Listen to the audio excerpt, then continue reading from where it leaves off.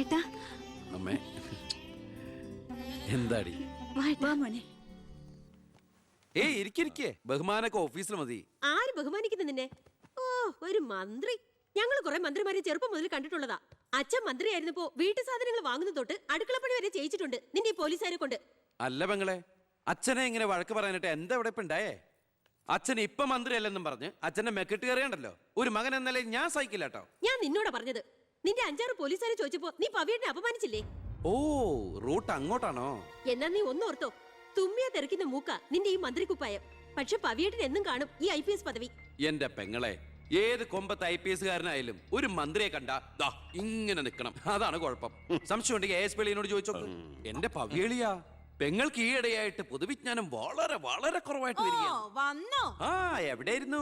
ഞാൻ നിന്നോട് 2 ചോദിക്കണമെന്ന് വിചാരിച്ചിരിക്കായിരുന്നു. എന്റെ ഭർത്താവ് നിന്നെ സാറേന്ന് വിളിക്കണം അല്ലേടാ? അയ്യയ്യേ, എന്താ അളിയന്മാരൊക്കെ ഇങ്ങനെ കൊച്ചുകുട്ടികളെ പോലെ ചീപ്പാവണേ? ഇതൊക്കെ വീട്ടിൽ വന്ന ഭാര്യമാരോട് പറഞ്ഞ അതിന്റെ മോശം നിങ്ങൾക്കല്ലേ അളിയന്മാരെ? എന്താ ASP എളിയാ? ഞാനൊന്നും പറഞ്ഞിട്ടില്ല. അശ്ശോ, ഇപ്പൊ തന്നെ ഇവിടെ എല്ലാരും മനസ്സിലാക്കില്ല അവിടെയും എന്തൊരു കഥയുണ്ടെന്ന്. അല്ല, എന്റെ പെങ്ങന്മാരാണോ അളിയന്മാരാണോ ഇവിടെ പെണ്ണുങ്ങള്?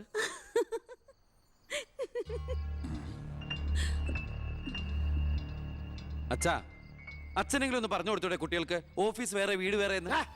എന്നെ മന്ത്രി കസേരന്ന് എഴുതിപ്പിച്ചു വിട്ട എന്നോട് മിണ്ടാൻ വരണ്ട. ഞാനല്ലോ എഴുന്നേപ്പിച്ചു വിട്ടത്, ജനങ്ങളല്ലേ. അച്ഛൻ ഇനിയെങ്കിലും മനസ്സിലാക്കണം, പൊതുജനം കഴുതയല്ലെന്ന്. അതെങ്ങനെയുണ്ട് അളിയന്മാരെ? എല്ലാരും പോവാണോ? നീ ഉച്ചയ്ക്ക് ഊണ് കഴിക്കാൻ വരുമെന്ന് കരുതി നിനക്ക് ഇഷ്ടപ്പെട്ട പാൽപ്പായസം വരെ ഞാൻ ഉണ്ടാക്കി. അമ്മയ്ക്ക് അറിഞ്ഞൂടെ അമ്മേ മന്ത്രിമാരുടെ തിരക്കൊക്കെ? നീ ഇരിക്കെ. അതെ, ഇവിടെ ഇരുന്നാൽ എനിക്ക് ഇങ്ങോട്ട് ഇറങ്ങൂല്ല അമ്മേ. ഇനി ഞാൻ ഇന്ത്യൻ പ്രധാനമന്ത്രി ആയാലും എനിക്ക് അടുക്കളയിൽ ഇരുന്നാലും ഇറങ്ങും. അതിന്റെ സ്വാദം വേറെ തന്നെയാ. അമ്മ ഇങ്ങോട്ട് വന്നേ. ഇവന്റെ ഒരു കാര്യം. അതെ, ഇവിടെ എല്ലാവരും ചേർന്ന് ഏട്ടനെ പുഴുങ്ങി തിന്നാൻ നോക്കി നിൽക്കായിരുന്നു. എല്ലാം വാല് മടക്കിയത് കണ്ടില്ലേ? കലക്കേട്ട. കലക്കണുണ്ട്. ഈ കഞ്ഞില് പയറും ചമ്മന്തിയൊക്കെ കൂടിയിട്ട് കൈയിട്ട് ഇങ്ങനെ കലക്കി എന്തോ സാധനം അറിയോ? കുറച്ച് വേണം. മീനു, വേറെ കഞ്ഞി വിളിക്കുന്നു. തമാശ അമ്മ. എത്ര നേരം അവിടെ നിന്നെ വിളിച്ചു പോകുന്നു? എന്താടി ചെവി കേട്ടൂടാ നിനക്ക്? നിന്റെ ആങ്ങളെ ഊട്ടാനോ അയാളുടെ പുളിച്ച കോമാളിത്തരം കേട്ട് പൊട്ടിച്ചിരിക്കാനല്ലോ നിനക്ക് നേരം? നിന്റെ 2 ചേച്ചിമാരെ കണ്ട് പഠിക്കടി. അവര് ഭർത്താക്കന്മാരെ ശരണം പറഞ്ഞ് ജീവിക്കുന്ന കണ്ടില്ലേ? അതെങ്ങനെയാ? കണ്ണി കണ്ടവരോടൊപ്പം കറങ്ങി നടന്നൊരു വിഴുപ്പിനല്ലേ എന്റെ അല്ലേ കെട്ടിവെച്ചത്? കുന്നുകളയും ഞാൻ. അറിയില്ല നിനക്കെന്നെ. എന്റെ മനസ്സാരെങ്കിലും വേദനിപ്പിച്ച അത് ഞാൻ നിന്നോട് തീർക്കും. അളിയാ, ഒരു മിനിറ്റ് ഒന്നും വന്നേ. ഞാനെന്തോ പറയണോന്ന് വിചാരിച്ചല്ലോ. കഞ്ഞി കുടിച്ചോണ്ടിരിക്കും. എനിക്കെന്തേലും ദേഷ്യം തോന്നിയ, വിഷമം തോന്നിയ ഞാനത് നേരിട്ട് തീർക്കും. മേലാൽ ഇത് ആവർത്തിക്കരുത്. എന്താടാ അവിടെ ഒരു ശബ്ദം കേട്ടത്? വിഷു ഒക്കെ ആവാറായില്ല അമ്മ. ഞങ്ങൾ വെറുതെ പടക്കം പൊട്ടിച്ച് കളിച്ചാ. ഗുഡ് നൈറ്റ് അളിയാ. അമ്മ ചെന്ന് കഞ്ഞി കുടിക്കേ.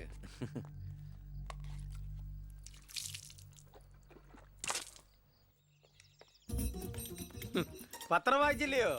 പുതിയ ആഭ്യന്തരമന്ത്രിയുടെ കൽപ്പന. വയറ് ഉറയ്ക്കാൻ പോലീസുകാർ രാവിലെ ഓടണമെന്ന്. ഞാൻ പണ്ടേ ഓടാറുണ്ട്. എന്റെ കർത്താവേ, കുതിരയ്ക്ക് വെച്ച കഴുതയ്ക്കും ഉണ്ടോ? എന്റെ ഈശോയെ, ഞാൻ സാറിനല്ല ഉദ്ദേശിച്ച. ഓ, നല്ല മസില. അളിയാ, ഒരു മിനിറ്റ്. അയ്യോ, അതിനല്ല. എന്ത് ചെയ്യാനാ? നിങ്ങളുടെയൊക്കെ കഷ്ടകാലത്തിന് ഞാൻ ഇവിടുത്തെ ആഭ്യന്തരമന്ത്രിയായി പോയി അല്ലേ അളിയാ? അളിയൻ ഇനിയും ഡ്യൂട്ടിക്കിടയിൽ എന്നെ കാണേണ്ടി വരും. എന്നെ സല്യൂട്ട് ചെയ്യേണ്ടിയും വരും. തെറ്റ് കണ്ട ഞാൻ എന്തെങ്കിലും പറയുകയും ചെയ്യും. ആ അരിശം മുഴുവൻ അളിയൻ വന്ന് പെങ്ങളെടുത്ത് തീർക്കും. അത് കണ്ട ഞാൻ തിരിച്ചടിക്കും. അങ്ങനെ അടിയും തിരിച്ചടിയൊക്കെ ആയിട്ട് പോണ്ടതാണോ അളിയ നമ്മുടെ ഈ മാതൃകാ കുടുംബം? ഒന്നുമില്ലെങ്കിലും നമ്മൾ അളിയനും അല്ലേ അളിയ? അതുകൊണ്ട് ഞാൻ ഇരുത്തി ചിന്തിച്ചൊരു തീരുമാനം എടുത്തു. സെൻട്രൽ ഹോം ഡിപ്പാർട്ട്മെന്റിലേക്ക് അളിയനൊരു ട്രാൻസ്ഫർ ഓൺ ഡെപ്യൂട്ടേഷൻ. ഓർഡർ. നാളെ തന്നെ ജോയിൻ ചെയ്യണം. All the best. എങ്ങോട്ട്? ബീഹാറിലേക്ക്. ബീഹാറിലേക്കോ? ബീഹാർ ബെസ്റ്റ് സ്ഥലമാണ് അളിയ. നോ, എനിക്ക് പറ്റില്ല. നിനക്കെന്നെ ശരിക്കും അറിയില്ല. എന്താ അളിയ ഇങ്ങനെ ചില തെണ്ടി പിള്ളേരെ പോലെ? ഇത് ഗവൺമെന്റ് ഓർഡർ അല്ലേ? അത് ഹോം മിനിസ്റ്റർ നേരിട്ട് തരുന്നത്. അനുസരിച്ചേ പറ്റൂ. എന്താ ഇവിടെ? ASP എളിയനെ മന്ത്രി എളിയൻ ബീഹാറിലോട്ട് തട്ടി. മന്ത്രിയുടെ ഭരണപരിഷ്കാരങ്ങൾ കുടുംബത്തും. ബീഹാറിലേക്കോ?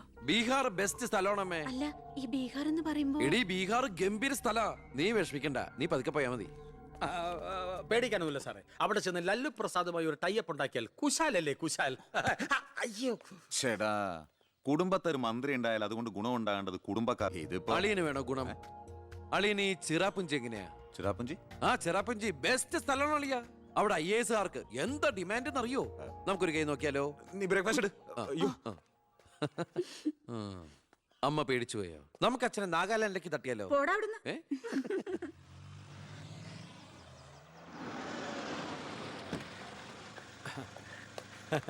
നമസ്കാരം. നമസ്കാരം. Good morning. Good morning. മനസ്സിലായില്ലേ? മേഴ്സി മേഴ്സി വർഗീസ് ഇവിടുത്തെ ഫേമസ് പബ്ലിക് പ്രോസ്റ്റിറ്റ്യൂട്ടാ. പഴയ ജോലിയൊക്കെ നിർത്തി ഇപ്പൊ അച്ഛന്റെ കേസ് മാത്രമേ എടുക്കൂ. കൂടെ കയറിയങ്ങ് പോ. വൃത്തിയിട്ടവനെ, താനാ പറഞ്ഞതിന്റെ അർത്ഥം എനിക്കറിയോ? വേശ്യെന്നാ. ഓ, മാഡം മാഡം മാഡം അറിയാതെ നാ ഒന്ന് പിഴച്ചു പോയതാണ്. മാഡം എന്റെ സ്വന്തം അമ്മയെ പോലെയാണ്, അല്ല, സ്വന്തം ഭാര്യയെ പോലെയാണ്. ഐ! അയ്യോ, പെങ്ങളെ പോലെയാണെന്നാണ് ഞാൻ ഉദ്ദേശിച്ചത്. എന്താ ഇവിടെ ബഹളം? കയ്യും കബളും കൂടെ കൂട്ടിമുട്ടിയതാ. ഓ, ഈ കള്ളനായിരുന്നോ? ഞാൻ കള്ളനല്ല, കള്ളന് കഞ്ഞി വെച്ചു. സെക്യൂരിറ്റി തൂക്കിയെടുത്ത് പുറത്താക്കണോ ഇവനെ? ഞാൻ ഉദ്ദേശിച്ചത് ഇയാൾ ഒന്നും ഉദ്ദേശിക്കണ്ട. മേലിൽ മുറ്റത്ത് കാലി കുത്തിപ്പോരുത്. ഞാൻ ഈ കാല് Stupid. എന്റെ ഉദ്ദേശങ്ങളൊന്നും പഴയതുപോലെ ഫലിക്കുന്നില്ലല്ലോ. ടൈ. തെളിവുകളും സാക്ഷിമൊഴികളും അനുകൂലമാണെങ്കിൽ പിന്നെ ഒന്നും പേടിക്കാനില്ല. സെൽഫോൺ ഒരു പ്രധാനപ്പെട്ട തെളിവല്ല. അതിലേക്ക് ആർക്ക് വേണമെങ്കിലും വിളിക്കാം, തിരിച്ചും വിളിക്കാം. പക്ഷേ ശാരിയുടെ സാക്ഷിമൊഴി പ്രധാനമാണ്. അതിലൂടെ മാത്രമേ വെട്ടൂർ ശിവനും ഈ കൊലയും തമ്മിലുള്ള ബന്ധം വാദിഭാഗത്തിന് തെളിയിക്കാൻ പറ്റൂ. ഈ വെട്ടൂർ ശിവൻ നിരപരാധിയാണെങ്കിൽ അച്ഛനും നിരപരാധിയാണ് അല്ലേ മാഡം? അതെ. അപ്പോ എങ്ങനെയും ശാരിയുടെ മൊഴി നമുക്ക് അനുകൂലമാക്കണം. അച്ഛൻ ആ കുട്ടിയോടൊന്ന് സംസാരിച്ച. ഓ, ഇവിടുത്തെ പഴയ ബാല്യക്കാരുടെ മോളാ അവള്. ഇനി ഞാൻ അവളെ കാല് പിടിക്കണമെന്ന് പറഞ്ഞാ? അച്ഛാ, ഇപ്പൊ ആവശ്യം നമ്മുടെതാ. അവൾ അനുസരിക്കും. അതിനുള്ള തന്ത്രങ്ങളൊക്കെ അച്ഛൻ അറിഞ്ഞൂടെ?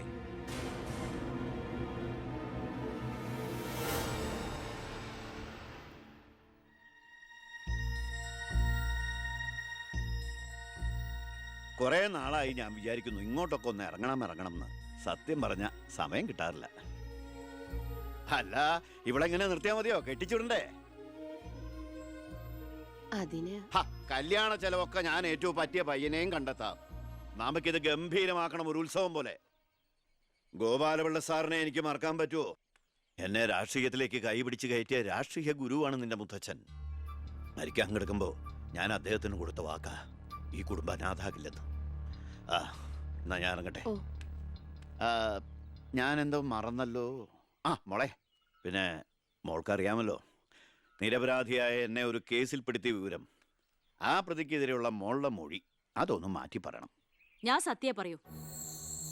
എന്റെ മുന്നിൽ വെച്ച് നടന്ന കൊലപാതകത്തിന് കൂട്ടു നിൽക്കാൻ എന്നെ കിട്ടില്ല. തെറ്റ് ചെയ്തവരാരായാലും അവർ ശിക്ഷിക്കപ്പെടണം. ഓ, കുറെ കാലം എന്റെ വീട്ടിൽ നിന്നല്ലേ തള്ളയും മോളും. ഉണ്ട ചോറിന് നന്ദി കാണിക്കാൻ പറ ദേവകിയമ്മ മോളോട്. അമ്മ പറയില്ല. സാറ് പണ്ട് നന്ദി സൂചകമായി എന്റെ മുത്തശ്ശന് കൊടുത്ത വാക്ക് വിധവയായ എന്റെ അമ്മയെ അടിച്ചു തളിക്കാരിയാക്കാമെന്നല്ല, നല്ലൊരു ജോലി വാങ്ങിക്കൊടുത്ത് സ്വന്തം പെങ്ങളെ പോലെ സംരക്ഷിക്കാമെന്നായിരുന്നു. സാറിന്റെ വീട്ടിലെ കരിയും പുകയും കൊണ്ട് എല്ലും മുറിയ പണിയെടുത്തിട്ട് തന്നെയാ എന്റെ അമ്മ എന്നെ വളർത്തിയത്. ഒരു ബാല്യക്കാരിയുടെ കൂലിക്കണക്ക് പറഞ്ഞാ കുറെ കാശ് ഇങ്ങോട്ട് തരാനുണ്ടാവും. ഞാഞ്ഞൂളിനും പത്തി കൊള്ളാം. നീയൊക്കെ മാനം മര്യാദയായിട്ട് ജീവിക്കുന്ന എനിക്കൊന്ന് കാണണം.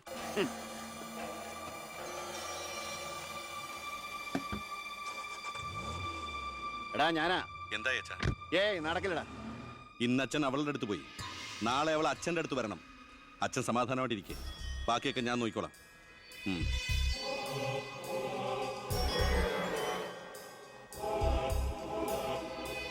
ഞാനാ. പേര് ശാരിക. കോട്ടപ്പുറം സ്കൂളിലെ ടീച്ചറാ.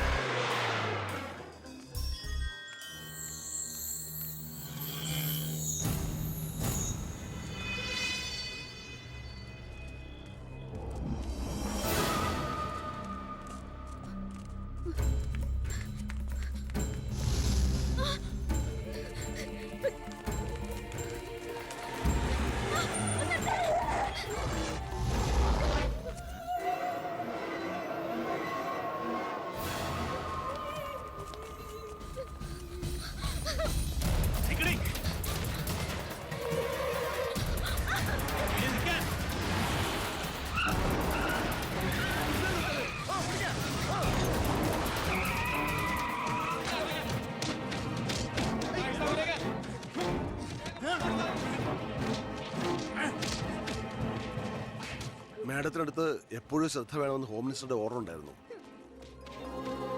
വരട്ടെ, പിടിച്ചു കയറ്റില്ലാത്തിനെ.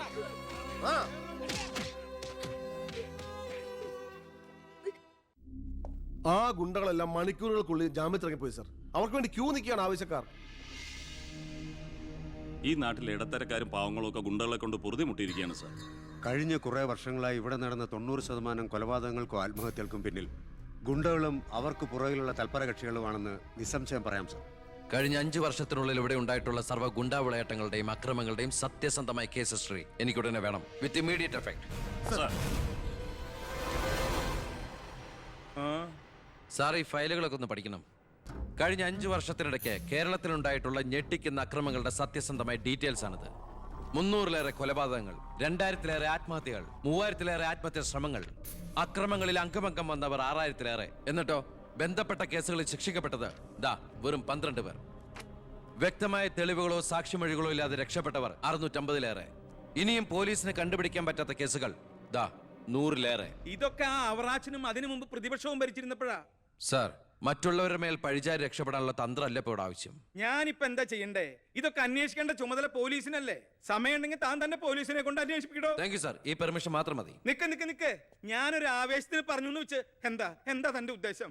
സാർ, ഞാൻ പറഞ്ഞില്ലേ ഈ അക്രമങ്ങളുടെ എല്ലാം പിന്നിൽ ഗുണ്ടകളാണെന്ന്. അതൊക്കെ ആർക്കും അറിയാൻ പാടില്ലാത്തത്. എങ്കിൽ പിന്നെ ഈ ഗുണ്ടാവിളാട്ടം നമുക്ക് അങ്ങ് അവസാനിപ്പിച്ചൂടെ സാർ? ഈ നാട് നന്നാവണമെങ്കിൽ, ജനങ്ങൾക്ക് പേടി കൂടാതെ ജീവിക്കണമെങ്കിൽ കേരളത്തിൽ അടിയന്തരമായി ഗുണ്ട ആക്ട് നടപ്പാക്കിയേ പറ്റൂ. അതെ സാർ, നമ്മുടെ അയൽ സംസ്ഥാനത്തെ മുഖ്യമന്ത്രി ആക്ട് നടപ്പാക്കിയില്ലേ? എടോ, അവരൊരു സ്ത്രീയാ, അവർക്ക് എന്തു ആകാം. അവരെ തൊട്ടാൽ പീഡനം, സ്ത്രീ പീഡനം. എന്നെ തട്ടിയാ എന്റെ കുടുംബത്തിന് പോയി. സാർ, സാറിന് ഒരു പോറൽ പോലും സംഭവിക്കില്ല. ഇതിപ്പോ പോറലല്ലോ, ഓട്ടയല്ലേ വീഴാൻ പോണത്. ഓട്ട ഈ വെടിയുണ്ടിയും കത്തിയൊക്കെ കയറുമ്പോണ്ടാവണം ഓട്ട.